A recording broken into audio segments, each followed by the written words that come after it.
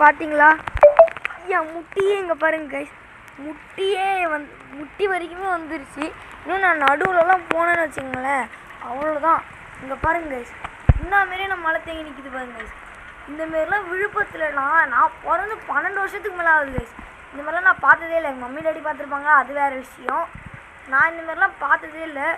எங்கே பார்த்தாலும் அந்தமாரியான ஒரு மழை. எங்கள் வீட்டை எதுக்குன்னா கைஸ் இன்னும் கொஞ்சம் இல்லைன்னா பாருங்க, வாசல் உள்ளே வந்து போர்ட்டுக்கு